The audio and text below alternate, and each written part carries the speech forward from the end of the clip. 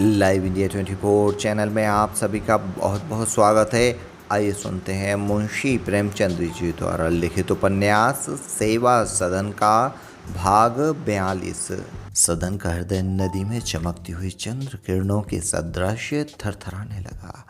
उसने कांपते हुए हाथों से उस संज्ञा शून्य शरीर को उठा लिया। निराश अवस्था में उसने ईश्वर की शरण ली और रोते हुए बोला, प्रभु, मैंने बहुत बड़ा पाप किया है। मैंने एक कोमल संतप्त हृदय को बड़ी निर्दयता से कुचला है, पर उसका यह दंड असहनीय है। इस अमूल्य रत्न को इतनी जल्दी मुझसे छीनो मत। तुम दयामय हो, मुझ पर दया करो। शांता को छाती से लगाए हुए सदन झोपड़ी में गया और उसे पलंग पर लिटाकर शोकातुर स्वर में बोला, सुमन, देखो यह कैसी हुई जाती है। मैं डॉक्टर के पास दौड़ा जाता हूँ। सुमन ने समीप आकर बहन को देखा। माथे पर पसीने की बूंदें आ गई थीं। आंखें पथराई हुई, नाड़ी का कहीं पता नहीं, मुख वर्णहीन हो गया था। उसने तुरंत पंखा उठा लिया और झलने लगी। वह क्रोध जो शांता को दशा देख देख कर महीनों से उसके दिल में जमा हो गया था, फूट निकला। सदन की ओर तिरस्कारपूर्ण नेत्रों से देखकर बोली, यह तुम्हारे अत्याचार का फल है, यह तुम्हारी करनी है। तुम्हारे ही निर्दय हाथों ने इस फूल को यूं मसला है। तुमने अपने पैरों से इस पौधे को यूं कुचला है। लो, अब तुम्हारा गला छूटा जाता है। सदन, जिस दिन से इस दुखिया ने तुम्हारी वह अभिमान भरी बातें सुनी, उसके मुख पर हंसी नहीं आई, उसके आंसू कभी नहीं थमे। बहुत गला दबाने से दो चार कौर खा लिया करती थी, और तुमने उसके साथ यह अत्याचार केवल इसलिए किया कि मैं उसकी बहन हूँ, जिसके पैरों पर तुमने बरसों नाक रगड़ी, जिसके तलवे तुमने बरसों सहलाते रहे, और जिसके कुटिल प्रेम में तुम महीनों मतवाले हुए रहे। और उस समय भी तो तुम अपने माँ बाप के आज्ञाकारी पुत्र थे या कोई और थे? उस समय भी तो तुम वही उच्च कुल के ब्राह्मण थे या कोई और थे? तब तुम्हारे दुष्कर्मों से खानदान की नाक न कटती थी।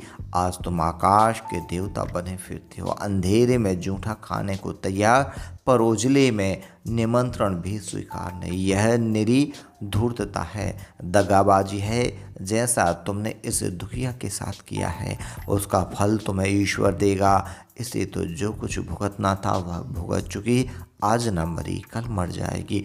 लेकिन तुम इसे याद करके रोगे।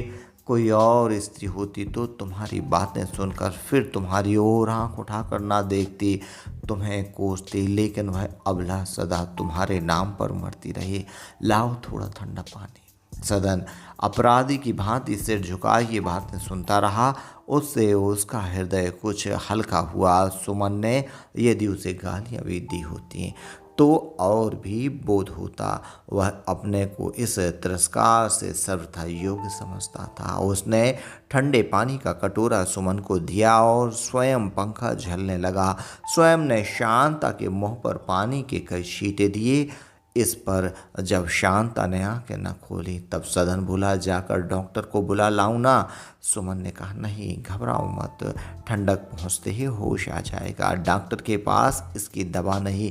सदन को कुछ तसल्ली हुई। बोला, सुमन, चाहे तुम इसको समझो कि मैं बात बना रहा हूँ, लेकिन मैं तुमसे सत्य कहता हूँ कि उसी मनहूस घड़ी से मेरी आत्मा को कभी शांति नहीं मिली। मैं बार बार अपनी मूर्खता पर पछताता था।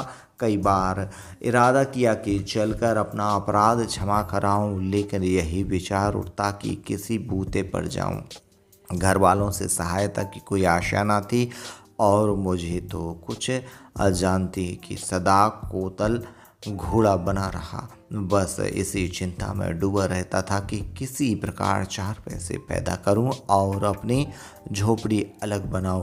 महीना नौकरी की खोज में मारा मारा फिरा, कहीं ठिकाना न लगा। अंत को मैंने गंगा माता की शरण ली और अब ईश्वर की दया से मेरी नाव चल निकली है। अब मुझे किसी के सहारे या मदद की आवश्यकता नहीं है। यह झोपड़ी बना ली है और विचार है कि कुछ रुपए और आ जाएं तो उस पार किसी गांव में एक मकान बनवा लूं। क्यों, उनकी तबीयत कुछ संभलती हुई मालूम होती है। सुमन का क्रोध कुछ शांत हुआ। बोली, हाँ अब कोई भय नहीं, केवल मूर्छा थी। आंखें बंद हो गईं और होठों का नीलापन जाता रहा। सदन को ऐसा आनंद हुआ कि यदि वहाँ ईश्वर की कोई मूर्ति होती तो उसके पैरों पर सिर रख कर देता। बोला, सुमन, तुमने मेरा साथ जो उपकार किया है उसको मैं सदा याद रखूँगा। अगर और कोई बात हो तो इस लाश के साथ मेरी लाश भी निकलती। सुमन ने कहा, यह कैसी बात मुंह से निकालते हो? परमात्मा चाहेंगे तो यह बिना दवा के अच्छी हो जाएगी और तुम दोनों बहुत दिनों तक सुख से रहोगे। तुम्हें इसकी दवा हो, तुम्हारा प्रेम ही इसका जीवन है। तुम्हें पाकर अब उसे किसी वस्तु की लालसा नहीं है, लेकिन अगर तुमने भूल कर भी उसका अनादर या अपमान किया तो फिर उसकी यही दशा हो जाएगी और तुम्हें हाथ मलना पड़ेगा। इतने में शांता ने करवट बदली और पानी मांगा। सुमन ने पानी का गिलास उसके मुंह में लगा दिया। उसने 2-3 घूंट पिया और तब फिर चारपाई पर लेट गई। वह विस्मित नेत्रों से इधर उधर ताक रही थी, मानो उसे अपनी आंखों पर विश्वास नहीं। वह चौंक कर उठ बैठी और सुमन की ओर ताकती हुई बोली, क्यों, यही मेरा घर है ना? हाँ हाँ यही है। और वह कहाँ है मेरे स्वामी, मेरे जीवन के आधार? उन्हें बुलाओ, आकर मुझे दर्शन दें। बहुत जलाया है, इस दाह को बुझाएं। मैं उनसे कुछ पूछूंगी, क्या नहीं आते? तो लो मैं ही चलती हूँ। आज मेरी उनसे तकरार होगी। नहीं, मैं उनसे तकरार ना करूँगी, केवल यही कहूँगी कि अब मुझे छोड़कर कहीं मत जाओ। चाहे गले का हार बना कर रखो, चाहे पैरों की बेड़ी बना कर रखो, पर अपने साथ रखो। वियोग दुख अब नहीं सहा जाता। मैं जानती हूँ कि तुम मुझसे प्रेम करते हो। अच्छा, ना सही, तुम मुझे नहीं चाहते, मैं तो तुम्हें चाहती हूँ। अच्छा, यह भी ना सही, मैं भी तुम्हें नहीं चाहती। मेरा विवाह तो तुमसे हुआ है। नहीं, नहीं हुआ। अच्छा, कुछ ना सही, मैं तुमसे विवाह नहीं करती, लेकिन मैं तुम्हारे साथ रहूँगी। अगर तुमने फिर आँख फेरी तो अच्छा ना होगा। हाँ, अच्छा ना होगा। मैं संसार में रोने के लिए नहीं आई हूँ। प्यारे, सियाओ मत। यही ना होगा, 2-4 आदमी हंसेंगे, ताने देंगे, मेरे खातिर उसे सह लेना।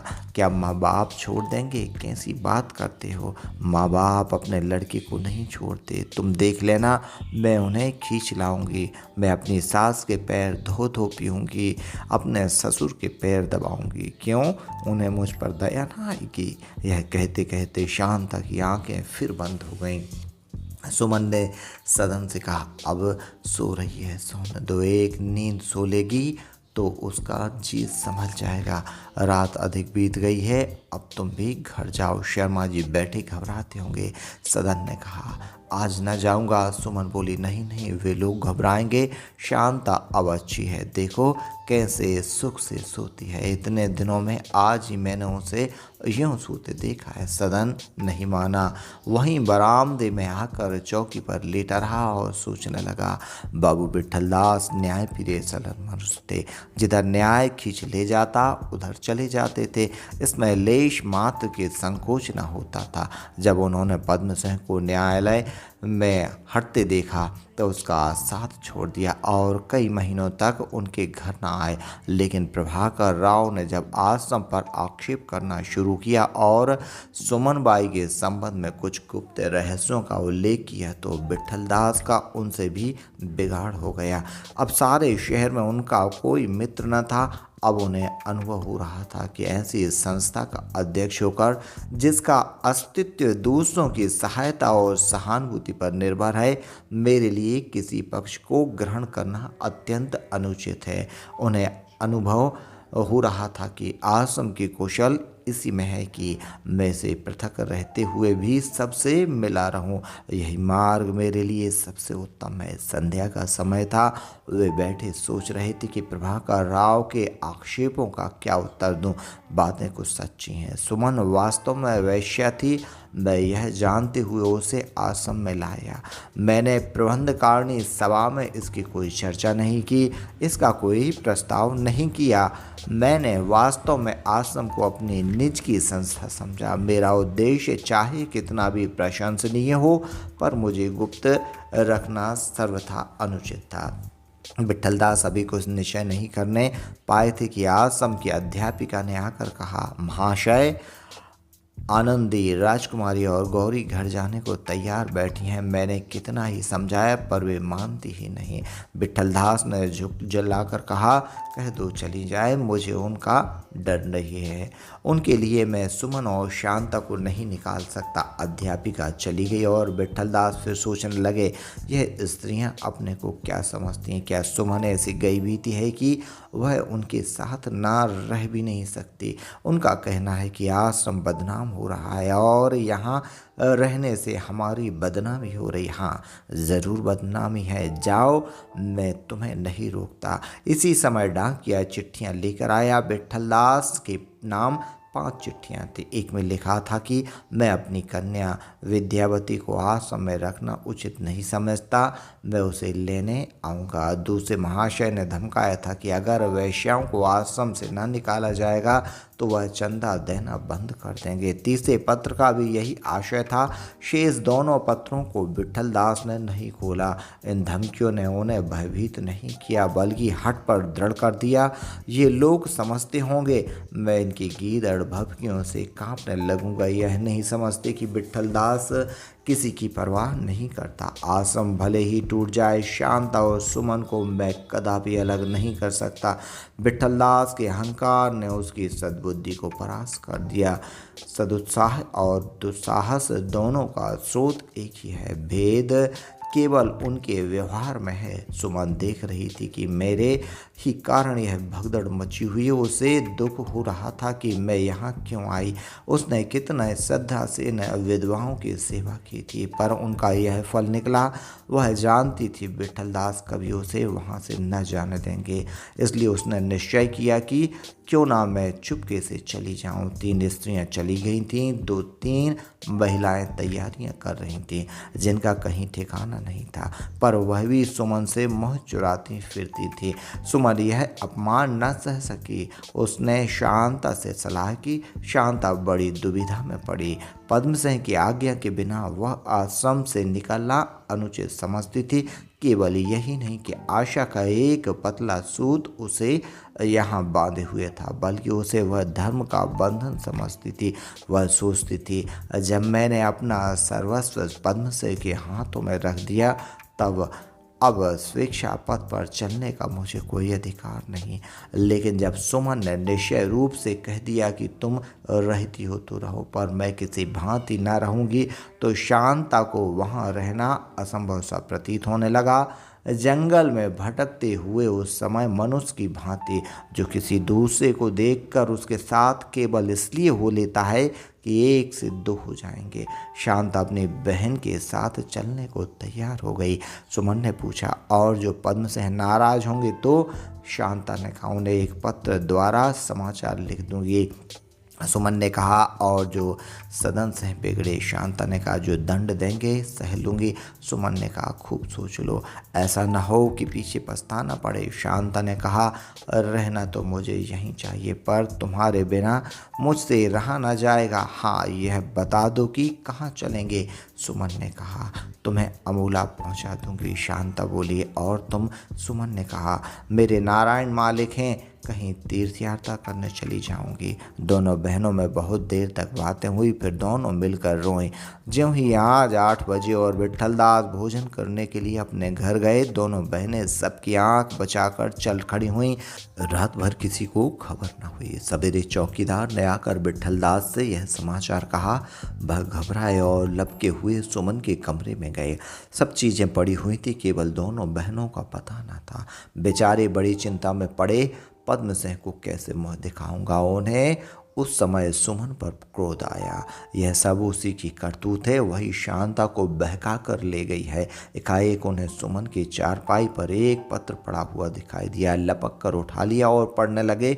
यह पत्र सुमन ने चलते समय लिख कर रख दिया था। उसे पढ़कर विठलदास को कुछ धैर्य हुआ, लेकिन उसके साथ ही उन्हें यह दुख भी हुआ कि सुमन के कारण मुझे नीचा देखना पड़ा। उन्होंने निश्चय कर लिया था कि मैं अपने धमकी देने वालों को नीचा दिखाऊंगा, पर यह अवसर उनके हाथ से निकल गया। अब लोग यही समझेंगे कि मैं डर गया। यह सोचकर उन्हें बहुत दुख हुआ। आखिर वह कमरे से निकले, दरवाजे बंद कराए और सीधे पद्म सिंह के घर पहुंचे। शर्मा जी ने यह समाचार सुना तो सन्नाटे में आ गए। बोले, अब क्या होगा? विट्ठल दास ने कहा, वे अमूला पहुंच गई होंगी। शर्मा जी ने कहा, हाँ संभव है। विट्ठल दास बोले, सुमन इतनी दूर सफ़र तो मजे में कर सकती है। शर्मा जी ने कहा, हाँ ऐसी ना समझ तो नहीं है। विट्ठल दास ने फिर कहा, सुमन तो अमूला गई ना होगी। शर्मा जी बोले, कौन जाने दोनों कहीं डूब मरी हों। विट्ठल दास ने कहा, एक तार भेजकर पूछ क्यों न लीजिए। शर्मा जी ने कहा, कौन मोह लेकर पूछूं? जब मुझसे इतना भी ना हो सका कि शांता की रक्षा करता, तो अब उसके विषय में कुछ पूछताछ करना मेरे लिए लज्जाजनक है। मुझे आपके ऊपर विश्वास था। अगर जानता कि आप ऐसी लापरवाही करेंगे तो मैंने अपने ही घर में रख लेना था। विट्ठल दास ने कहा, आप तो ऐसी बातें कर रहे हैं मानो मैं जानबूझकर उन्हें निकाल दिया हो। शर्मा जी ने कहा, आप उन्हें तसल्ली देते रहते तो वह कभी न जाते। आपने मुझसे भी अब कहा है जब अवसर हाथ से निकल गया। विट्ठल दास बोले, आप सारी जिम्मेदारी मुझी पर डालना चाहते हैं। पद्म सिंह ने कहा, और किस पर डालूं? आज सबके संरक्षक आप ही हैं या कोई और है? विट्ठल दास ने कहा, शांता को वहाँ रहते 3 महीने से अधिक हो गए। आप कभी भूलकर भी आश्रम की ओर गए? अगर आप कभी कभी वहाँ जाकर उसका कुशल समाचार पूछते रहते तो उसे धैर्य रहता। जब आपने उसकी कभी बात न पूछी तो वह किस आधार पर वहाँ पड़ी रहती? मैं अपने दायित्व को स्वीकार करता हूँ, पर आप भी दोष से नहीं बच सकते। पद्म सिंह आजकल विट्ठल दास से चिढ़े हुए थे। उन्होंने उन्हीं के अनुरोध से वैश्या सुधार के काम में हाथ डाला था, पर अंत में जब काम करने का अवसर पड़ा तो वह साफ निकल गए। उधर विट्ठल दास भी वैश्याओं के प्रति उनकी सहानुभूति देखकर उन्हें संदिग्ध दृष्टि से देखते थे। वह इस समय अपने अपने हृदय की बात न कहकर एक दूसरे पर दोषारोपण करने की चेष्टा कर रहे थे। पद्म सिंह उन्हें खूब आड़े हाथों लेना चाहते थे, पर यह प्रत्युत्तर पाकर उन्हें चुप हो जाना पड़ा। बोले, हाँ इतना दोष मेरा अवश्य है। विट्ठल दास ने कहा, नहीं, आपको दोष देना मेरा आशय नहीं है।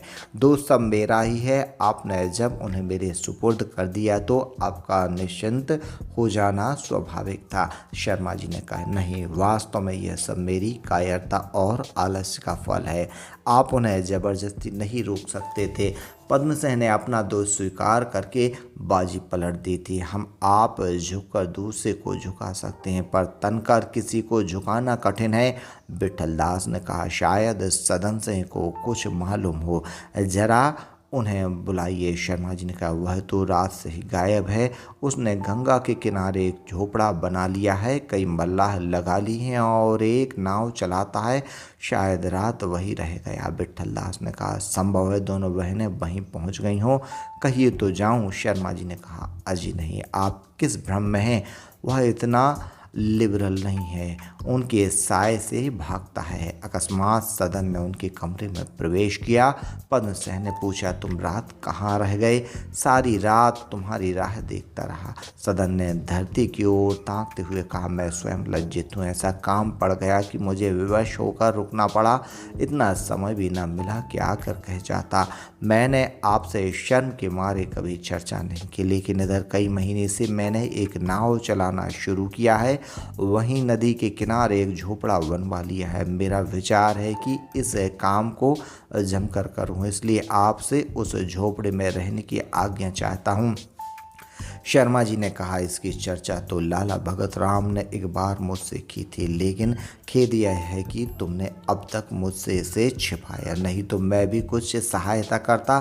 खैर, मैं इसे बुरा नहीं समझता, बल्कि तुम्हें इस अवस्था में देखकर मुझे बड़ा आनंद हो रहा है। लेकिन मैं यह कभी ना मानूंगा कि तुम अपना घर रहते हुए अपनी हांडी अलग चलाओ।